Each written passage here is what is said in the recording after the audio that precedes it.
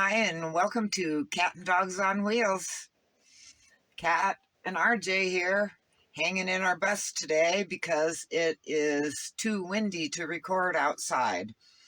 And the proof of that is we even have windsurfers on the lake. Anyway, this is story time.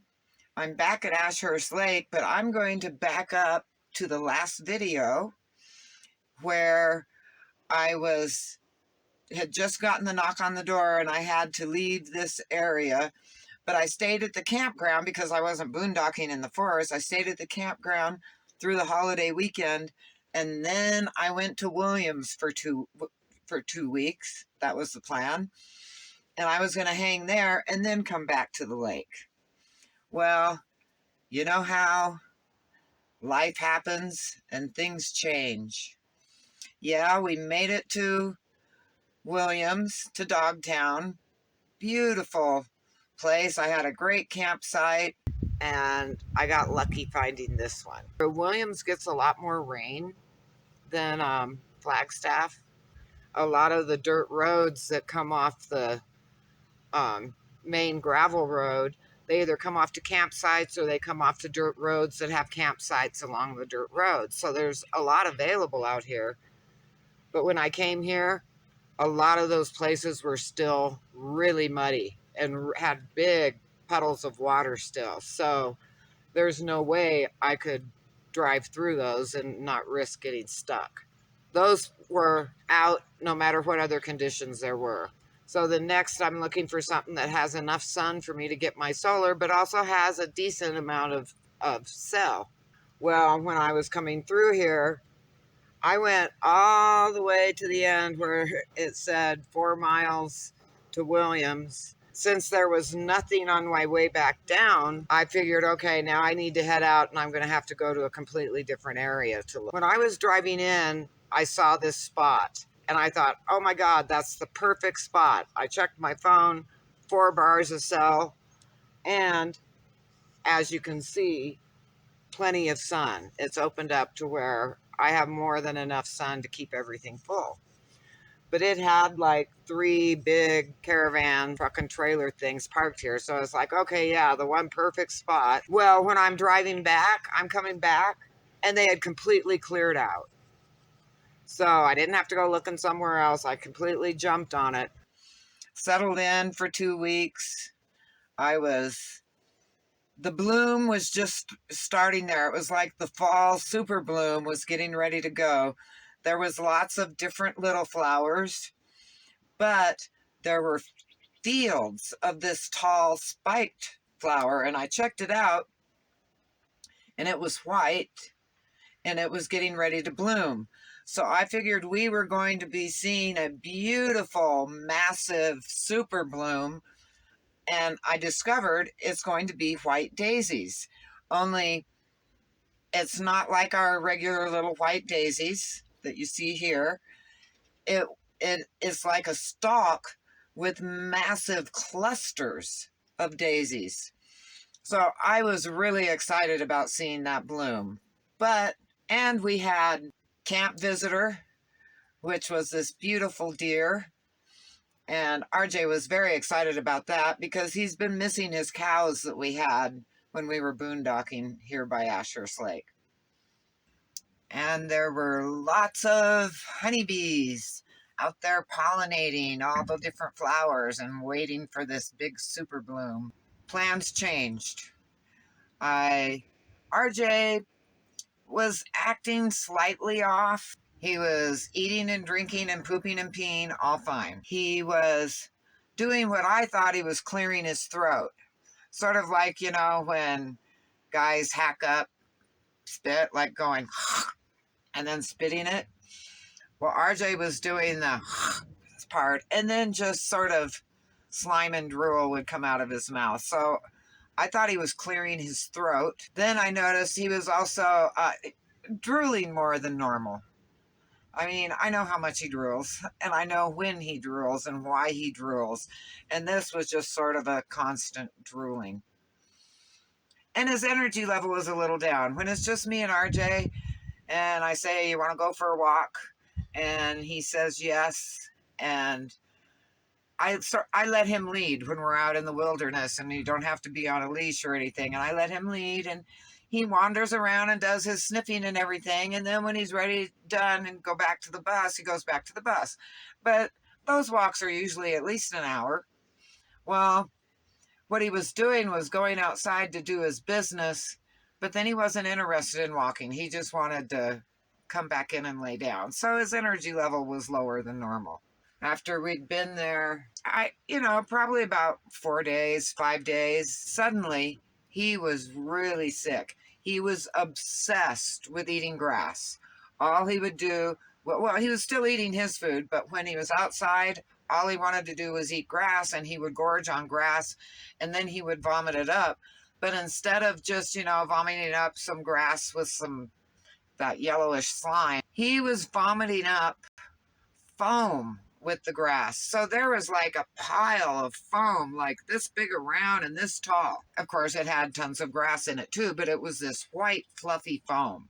And now his nose was running, dripping constantly, and his drool was constant. Anywhere where he laid his head and slept, woke up with the drool was just constant even when he was sleeping. So of course I called the vet. They got him in right away. I sort of deduced myself that this was a respiratory thing, not a gut thing, because his gut functions were working perfectly fine. His appetite hadn't gone down, and that part of his system was working.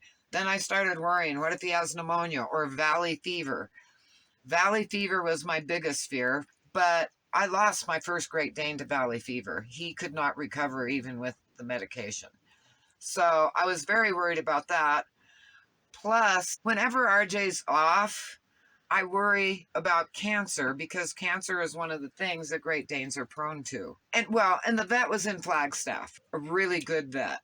I will leave all that vet's information. If you're in the Flagstaff area and you need a good vet, I love this gal. So I'll put all her information in the description. I thought, okay, am I going to run him into Flagstaff? But then if we need follow-up appointments, I'm going to be jogging back and forth from Williams to Flagstaff. So I got a hold of David, explained that, I had to take RJ to the vet, and I really didn't feel like going back to Williams. So he said, no, come on back out here. We were only in Williams for a week, and then emergency vet visit, and then now we are back at. I was concerned about valley fever or pneumonia, and a little bit of cancer was dangling in the back of my head. And the vet gave him a thorough examination, and she agreed with me that it wasn't intestinal, that it was a respiratory infection, and she too was concerned about it being valley fever. When she checked his lungs, she said, yes. She said, there's no fluid in his lungs. There's no pneumonia. She said, there's a little bit of crackling. She said, but that's normal with a respiratory infection. But she said it wasn't pneumonia. Now, she did find that his lymph nodes up here were swollen, and that made her concerned about cancer. And she said, I can take a biopsy right now, we can test it, and we can rule that out or see what we have to deal with. RJ was so good. She was so impressed with him.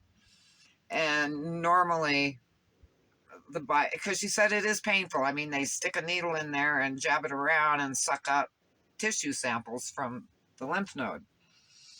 He was so good. I told her, oh, he's really good as long as I'm at his head. And I just went to his head and was telling him what a good boy he was.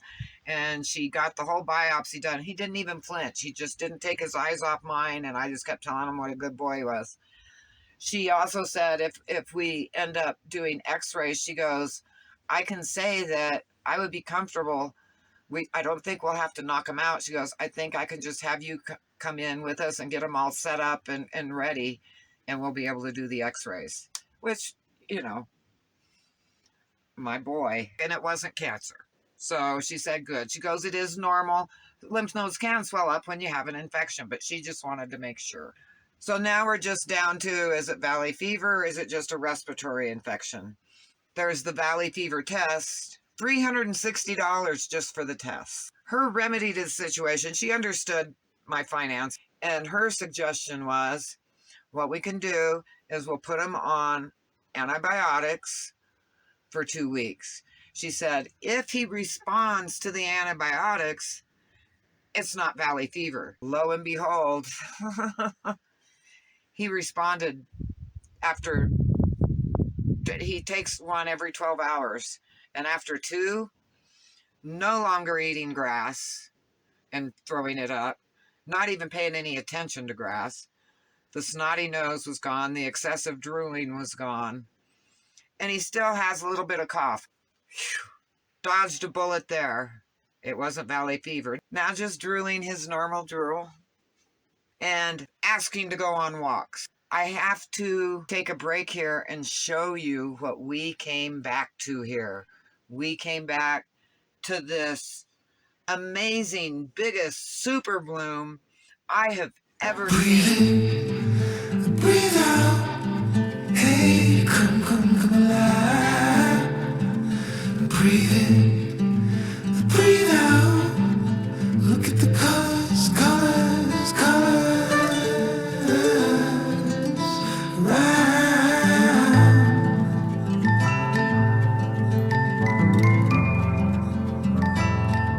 So we are happily settled in again at Ashurst Lake Campground. Now we're just living and loving life here back at the lake. We have a pet squirrel. I mean, he's not really a pet, but he's our friend. He comes out and sits on the rocks right outside the bus and eats. I don't know what they're eating. I'm wondering if they're eating the seeds out of the pine cones. I don't know what they're eating, but he sits and eats. And then in the mornings, before it's breakfast time, in the mornings, he just comes out and suns himself on the rock and enjoys himself. So we have our fun squirrel. It is buzzing with honeybees. And that just makes my heart happy because I know honeybees, we really need to keep our honeybees going. The bees really aren't aggressive. They're going about their business. They fly in the bus, check it out, nothing to pollinate, fly back out to their flowers. RJ thinks he should get the bees like he gets flies. But luckily for the honeybees, he's not very good at it. He's very slow and behind the ball. When we were down at the lake and RJ gets himself wet, it's like it attracts the bees. And so he's standing there trying to get bees. And I was taking photos of him just to get headshots with different expressions and different, ears doing different things. And it's windy, so out here his ears are flying funny. I couldn't see the bees myself, but when I took the pictures off the camera and put them on my laptop, it's too funny because, I'm going to show you.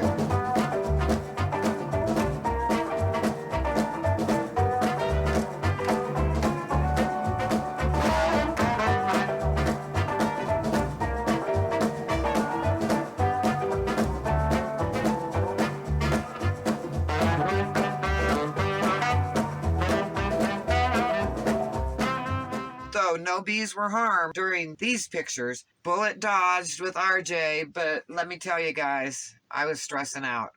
I already lost one Great Dane to valley fever. I didn't want to do it again.